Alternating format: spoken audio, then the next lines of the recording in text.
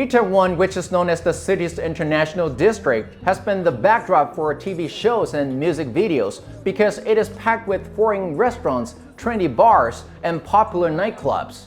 On October 29th, around 100,000 people had a similar idea, head to Itaewon for the wildest Halloween party in town.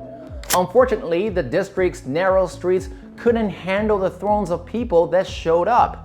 By the end of the night, 154 people had been killed and another 150 injured in the worst crowd crush in Korean history. The dead were mostly young people in their 20s and 30s, so after the news broke, parents who knew their children were attending the event rushed to a medical staging area nearby, screaming out in panic, wanting to know if their children were still alive.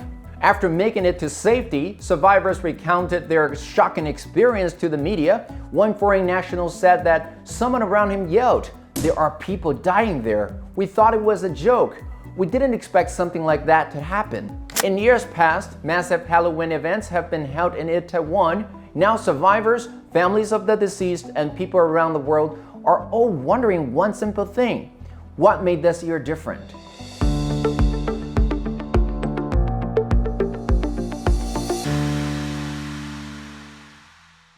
Hello, I'm Johnny. Thank you for joining us for FUNDAY investigation. Even though the exact causes are still being looked into, there are two main culprits as to why a fun night out plunged into chaos and mayhem. The first was the location of the event. At around 10:15 p.m., emergency dispatchers started receiving emergency calls. Thousands of people were cramming into a 4-meter wide alley next to the Hamilton Hotel. The alley, which happens to be near a major subway stop, didn't have proper crowd control measures in place that night, so people just kept flowing up from underground and into the narrow alley. To make matters worse, the alley is on a slope, which turned the crowd into a deadly cascade of human dominoes. At a certain point, someone on higher ground lost their balance, causing a ripple effect that started pushing everyone down below backward. Eventually, someone fell down completely and bodies started piling up. If you are the unlucky person at the bottom of a pile, blood cannot reach your brain due to the enormous amount of pressure on your body. After 10 to 15 seconds, you lose consciousness and your heart stops. If rescue workers cannot reach you within 4 to 6 minutes, you suffer irreversible brain damage and will probably die. During this particular crowd crush, ambulances couldn't get to many of the victims in time because the streets were overrun with people. The second reason for the calamity was unlucky timing. Halloween coincided with the lifting of national social distancing measures. Tens of thousands of young people threw caution to the wind in anticipation of their first fun night out in years. At 10 p.m., a wave of excited people ready to hit the club after dinner flooded onto the street. By 10:15 p.m., there were nearly 10 people packed into every square meter around the Hamilton Hotel.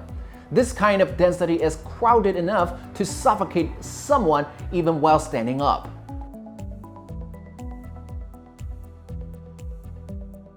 In the aftermath of such a tragedy, many people in Korea are blaming the police for being underprepared for such a massive event. The local precinct later admitted that before Halloween, they estimated this year's festivities would attract around 100,000 people to the area.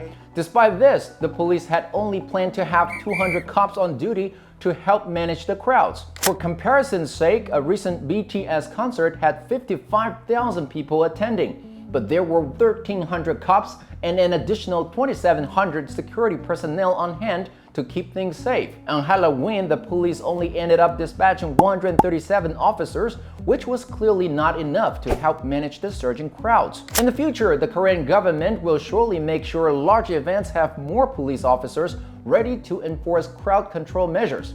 However, you should always be prepared to keep yourself safe because large crowds can become dangerous at the drop of a hat.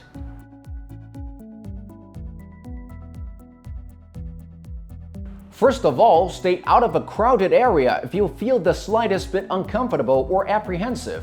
If you are aware of the risks and still enter a large crowd, it's important to know how to protect yourself during a life or death situation. First, remain calm. Try your best not to scream. You release precious oxygen each time you yell. Second, stay standing. If you drop something, just keep moving. Third, put your hands up in a boxes pose to keep space between your chest and the crowd. If the crowd closes in around you too tightly, your ribs can break. Next, go with the flow. Resisting the crowd only wastes your energy.